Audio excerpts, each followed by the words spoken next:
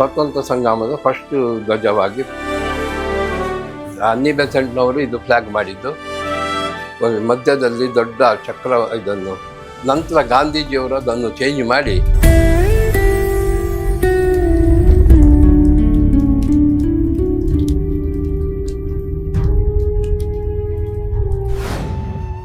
ಹಿಂದಿನ ಕಾಲದಲ್ಲಿ ಕಡಲ್ಗಳ್ಳರು, ಬೇಟೆಗೆ ಹೋಗುವವರು ಸಣ್ಣ ಸಣ್ಣ ಗುಂಪುಗಳನ್ನು ಮಾಡಿಕೊಂಡಿದ್ದ.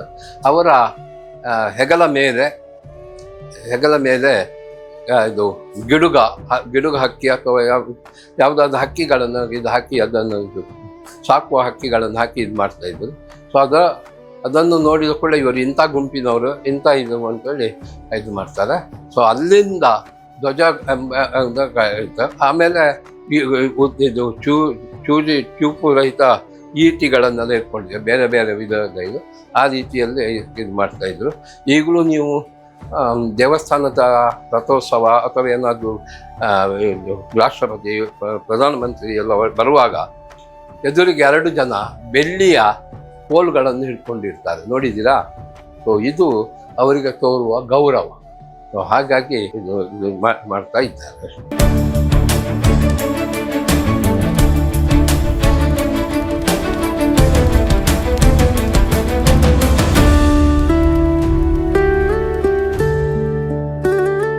ಸಾವಿರದ 1867ರಲ್ಲಿ ಲಾಸ್ಟ್ ಮೊಘಲ್ ಎಂಪರರ್ ಬಹದ್ದೂರ್ ಶಾ ಜಂಗ್ ಅವರು ಫ್ಲಾಗನ್ನು ಇದು ಮಾಡಿದರು.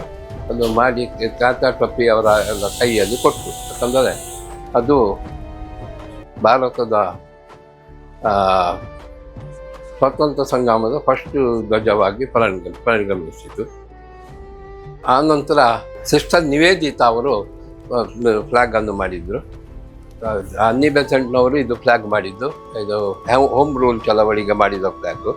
ಆನಂತರ ಒಂದೇ ಮಾತರಂ ಇದು ಮಾಡಿ ಇದನ್ನು ಇದು ಮಾಡಿದ್ರು, ಯಾವುದು ಫ್ಲ್ಯಾಗನ್ನು ಮಾಡಿ ತೋರಿಸಿದ್ದು. 3 ಥರದ ಫ್ಲ್ಯಾಗ್ ಇದೆ, ಅದನ್ನು ಸ್ವಲ್ಪ ವಿಂಗಡಿಸಿ ಇದನ್ನು ತೋರಿಸಿದ್ದಾರೆ.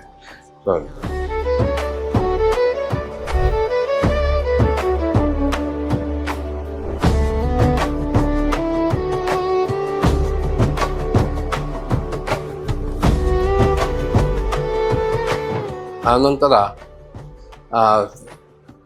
ಪಿಂಗಳಯ್ಯ ವೆಂಕಯ್ಯನವರು ಇದು ಮಧ್ಯದಲ್ಲಿ ದೊಡ್ಡ ಚಕ್ರ ಚರಕವನ್ನು ಹಾಕಿ ಇದನ್ನು ಮಾಡಿದರು. ಆನಂತರ ಅದನ್ನು ಗಾಂಧೀಜಿಯವರು ಸ್ವಲ್ಪ ಚೇಂಜ್ ಮಾಡಿ ಇದು ಸಣ್ಣ ಇದನ್ನು ಒಂದು ಕ್ಯಾಂಟೇನ್ ಇದನ್ನು ಇದನ್ನು ಹೀಗೆ ತೋರಿಸಿದ್ರು. ಇದು ಭಾರತ. ನಂತರ ಗಾಂಧೀಜಿಯವರು ಅದನ್ನು ಚೇಂಜ್ ಮಾಡಿ ಇದು ಚರಕದ ಒಟ್ಟಿಗೆ ಕೆಂಪು, ಕೇಸರಿ, ಬಿಳಿ ಮತ್ತು ಹಸಿರು ಬಣ್ಣವನ್ನು ಸೇರಿಸಿ ಈ ಚರಕವನ್ನು ಮಧ್ಯದಲ್ಲಿ ಹಾಕಿದರು. ಆನಂತರ ಪುನಃ ಸ್ವಾತಂತ್ರ್ಯ ಸಂಗ್ರಾಮ ಇದರಲ್ಲಿ ಸ್ವಾತಂತ್ರ್ಯ ಸಿಕ್ಕಿದ ಕೂಡಲೇ ಭಾರತದ ಧ್ವಜವನ್ನು ಕೇಸರಿ, ಬಿಳಿ ಮತ್ತು ಇದು ಹಾಕಿ ಅಶೋಕ ಚಕ್ರವನ್ನು ಹಾಕಿದರು.